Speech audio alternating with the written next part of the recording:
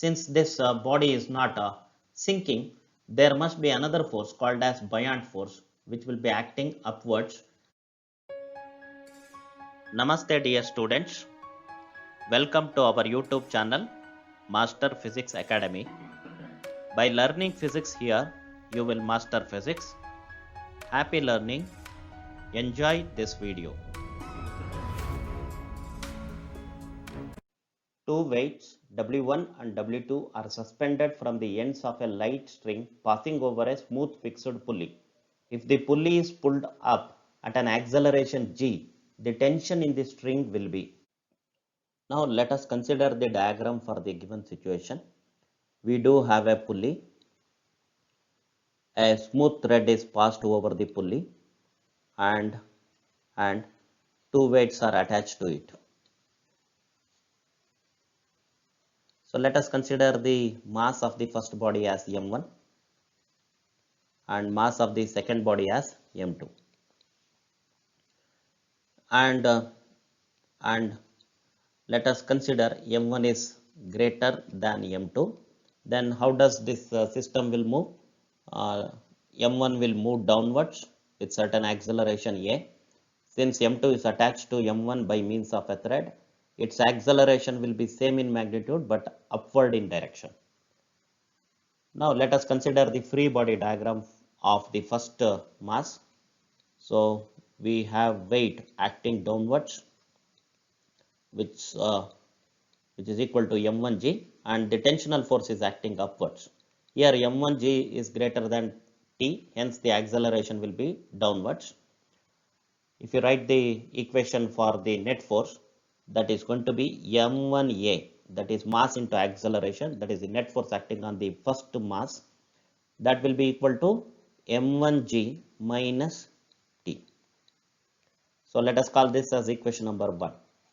If you consider the free body diagram of the second mass, so its weight will be acting downwards, whose magnitude is m2g, and tensional force is acting upwards.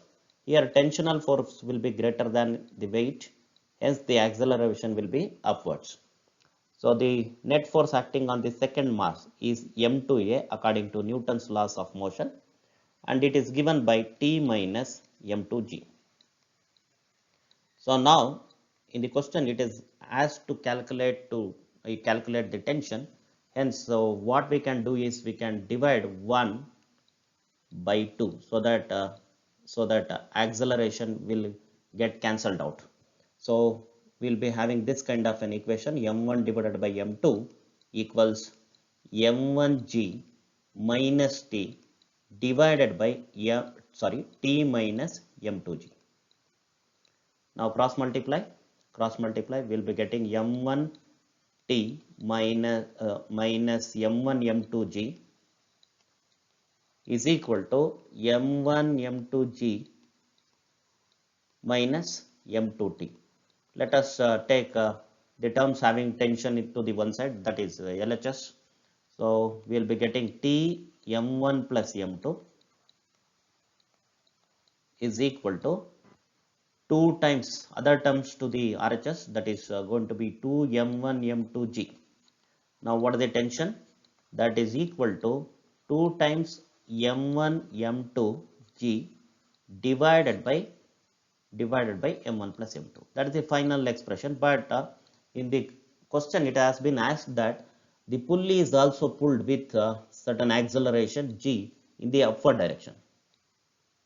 So in such cases, say for example, if it is pulled up with acceleration a dash, okay, then what I need to consider is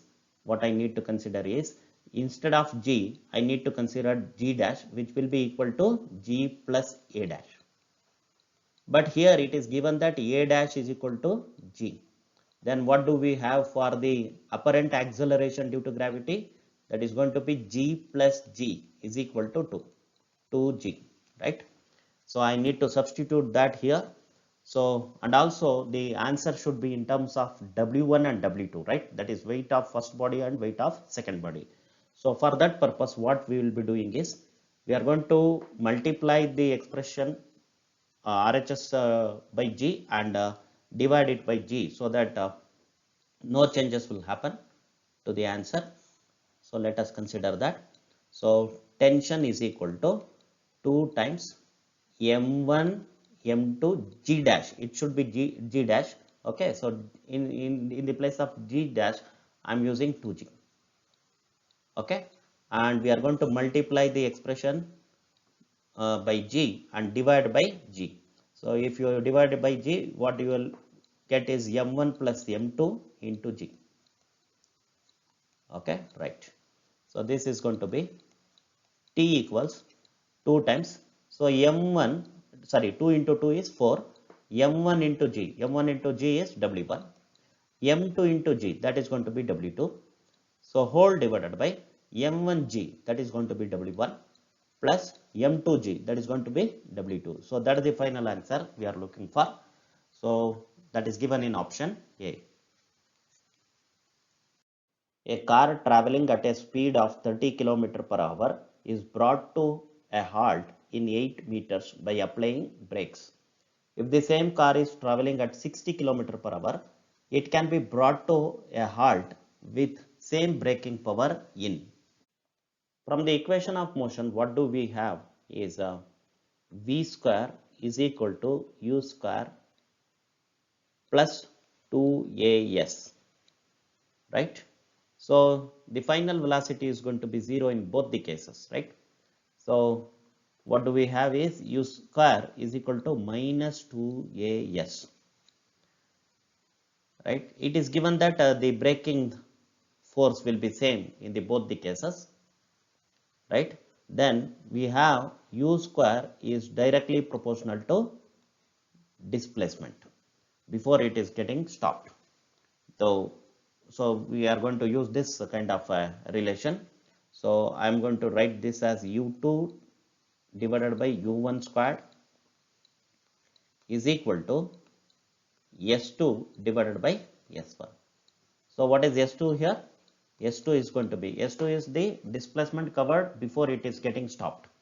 So it is going to be S1 times U2 divided by U1 squared. So S1 is given as 8 meters, U2 that is going to be 60 km per hour, U1 is 30 km per hour whole squared. So 32 times is 60. So 2 squared is 4, 8 fours are 32. So before it is getting stopped, it will move a distance equal to 32 meters as given in option D. A force of 6 Newton acts on a body of mass 1 kg for some time during which the body attains a velocity of 30 meters per second. The time in seconds for which the force acts on the body is. So here, first of all, let us calculate the acceleration acting on the body. That is going to be force divided by mass. Force is given as 6 Newton and mass is given as 1 kg. Hence, the acceleration of the body will be 6 meter per second squared. Now, the final velocity will be given by u plus at. That is, u is initial velocity and nothing is given for this. So, we can say the initial velocity of the body is going to be 0. The final velocity of the body is given as 30 and acceleration we just calculated. So time is given by speed attained finally divided by acceleration. So what the final velocity? It's going to be 30 and the acceleration with which it is going to attain that velocity is 6 meter per second square. Hence the time required to achieve the final velocity is 5 seconds as given in option B. A body of mass 2 kg has an initial velocity of 3 meter per second along OE and is subjected to a force of 4 Newton in a direction perpendicular to OE. The distance of the body from O after 4 seconds will be. Let us consider for clarity this line as x-axis and this axis as y-axis. Now let us consider the body at origin first, which is O. Now it is moving along x-axis, that means along OE. with a constant speed, that is 3 meter per second. So the initial velocity along x-axis will be 3 meter per second. But there is a force acting perpendicular to the motion of the body whose magnitude is given as 4 Newton. And this force acts continuously on the body, right? So we need to understand what is happening in the x-axis. So first of all, let us consider that in x-axis we don't have any force acting, hence there won't be any acceleration acting on the body. The initial velocity of the body will be equal to 3 meter per second, and time for which it is under motion will be 4 seconds. Then if I consider the displacement along x-axis, so we do have speed into time. So speed is 3 meter per second into time is 4. Hence the final answer for the displacement along x-axis will be 12 meter in 4 seconds. If I consider y-axis motion, we do have force acting on the body with magnitude 4 Newton. Hence the acceleration acting on the body will be equal to force divided by mass. Force is 4 Newton and mass is given as 2 kg. Hence acceleration along y-axis will be 2 meter per second squared. And here the initial velocity is 0 and time for which the body is in motion is 4 seconds. Now the displacement covered in y-axis will be equal to uyt, which is going to be 0 of course, plus half ayt squared. So this equation you already know it. Then substitute half into 2 into t is 4, so hence 4 squared. So final answer for displacement along y-axis will be equal to 16 meter. Now they are asking what is the net displacement, right? So net displacement is given by root of sx squared plus sy squared. You know this displacements are vector physical quantities, hence that has to be treated as vectors while we are considering the net displacement. And the angle between these two vectors is 90 degree of course, hence this expression. Now what is it? Sx squared means 12 squared is 144 plus sy squared, that is 16 squared, is going to be 256. Adding those two will get 400 as the answer. Root of that will give us answer equal to 20. So the net displacement will be 20 meter as given in option B. A body of mass 2 kg is sliding with a constant velocity of 4 meter per second on a frictionless horizontal table. The force required to keep the body moving with the same velocity is. We have a horizontal table on which a block of mass 2 kg is placed. And the surfaces are given as smooth, hence the coefficient of friction will be 0 in this case. That means there is no frictional force acting on the body.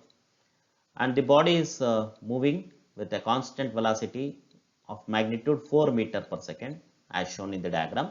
The question is what must be the force acting on the body so that it continuously moves with the same velocity.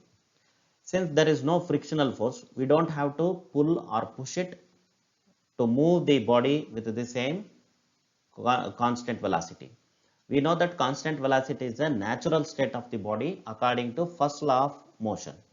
Hence the force required in this case will be equal to 0 Newton as given in option B. A body of mass 2 kg moving on a horizontal surface with an initial velocity of 4 meter per second comes to rest after 2 seconds. If one wants to keep this body moving on the same surface with a velocity of 4 meter per second, the force required is. Here we do have a body of mass 2 kg moving with initial velocity 4 meter per second. But if it is allowed to move for 2 seconds, it is going to come to rest. Why it is coming to rest? Because of retarding forces acting on it. So how to get the magnitude of retarding force? First we need to figure out what is the retardation acting on the body, for which I am going to use equations of motion given by v is equal to u plus at. The final velocity of the body is going to be 0. The initial velocity is given as 4 meter per second squared plus acceleration or retardation on the body, and time is 2 seconds. So solving this, we will be getting a equals minus 2 meter per second squared. Negative sign indicates that acceleration is opposite to the direction of motion. Therefore, the retarding force acting on the body will be given by mass of the body into retardation on the body.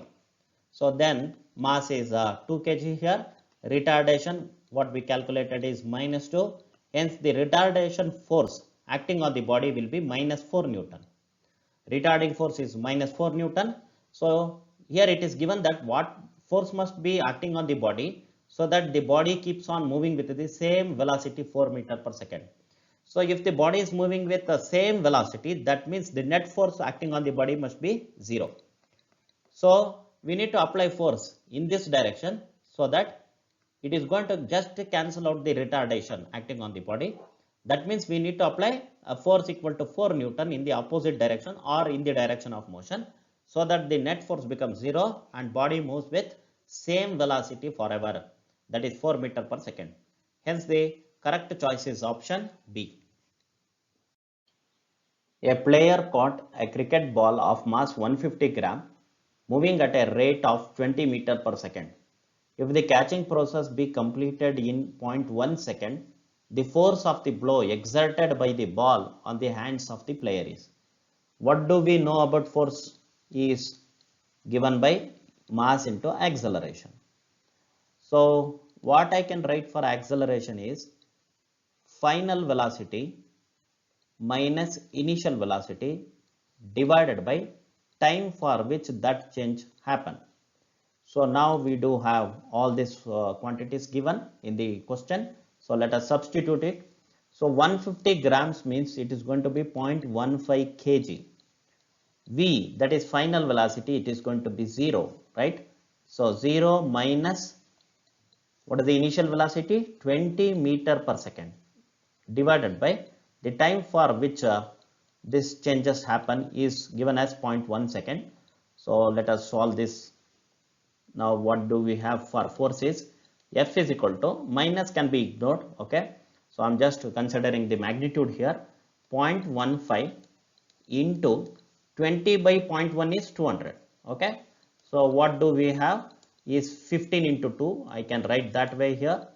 So it is going to be 30 Newton. So hence the answer is option B.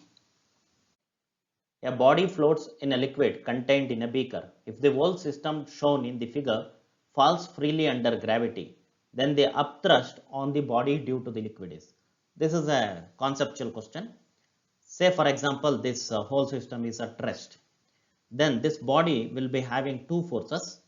One is its weight, which will be acting downwards with magnitude mg, where m is the mass of the body. And since this body is not sinking, there must be another force called as buoyant force, which will be acting upwards and should be equal in magnitude to that of its weight. If the whole system starts falling freely, what we know that all bodies will feel weightlessness. That means the weight of the body becomes 0. So there won't be any force acting on the liquid because of that body. Hence there won't be no buoyant force either.